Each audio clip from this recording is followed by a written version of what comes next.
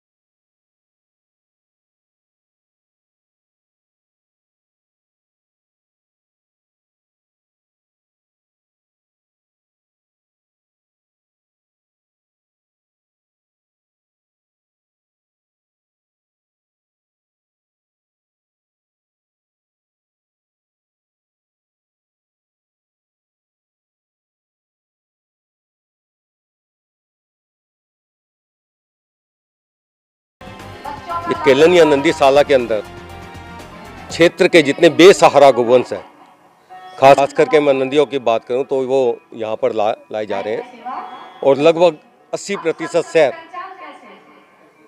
बेसहारा गोवंश मुक्त हो चुका है, जिनकी ओर से ये नंदीशाला बनाई गई थी।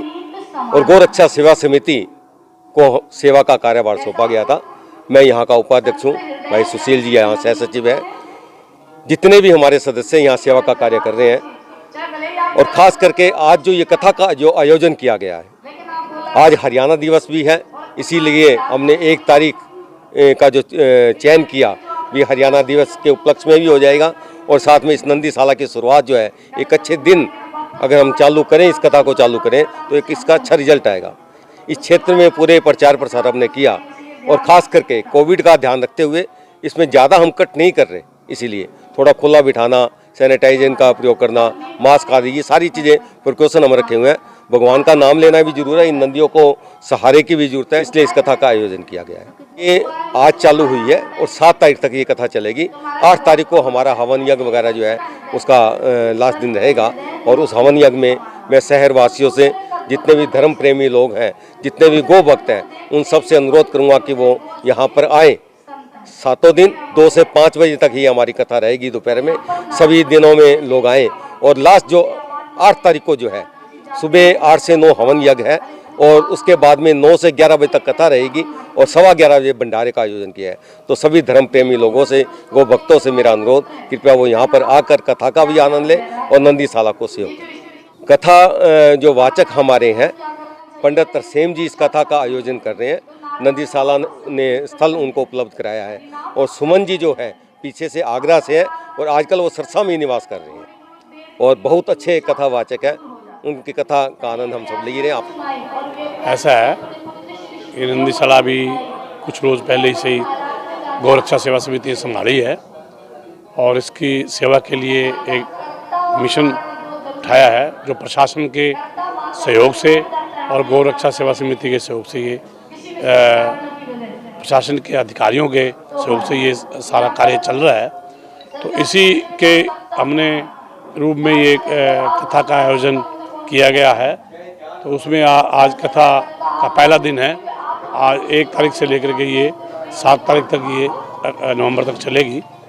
तो इसमें हम तो सभी श्रद्धालुओं से, सभी भक्तजनों से, सभी भागवत प्रेमियों से यही हम निवेदन करते हैं कि नंदीशाला केलनिया में आकर के कथा सुने और गौओं का जो जिसको हम गौ माता कहते हैं, उन गऊओं का आशीर्वाद ले।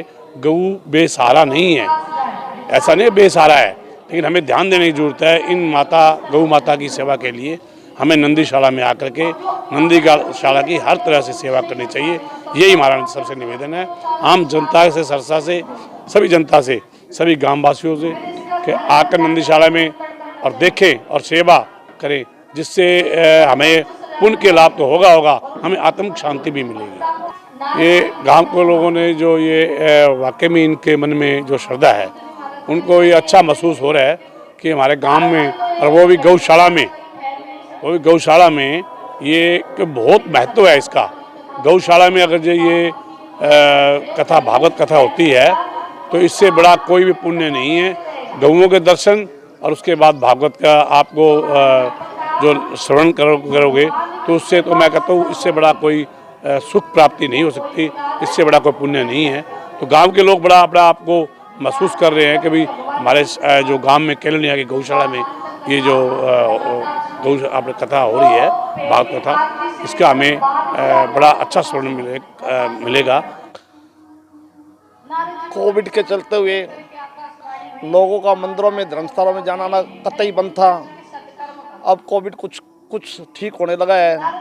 इस उपलक्ष्य में हमने कथा का आयोजन किया है ताकि धर्म प्रेमी लोग अपने कानों से भगवान राम का नाम सेवन करके और गौशाला में आके गऊओं की भी रक्षा करके और इनके देखभाल के लिए कोई चारा, कोई गुड़, जो भी चीज़ देना चाहे वो दे के जाते हैं, आते हैं और चले जाते हैं, कथा भी सुनते हैं।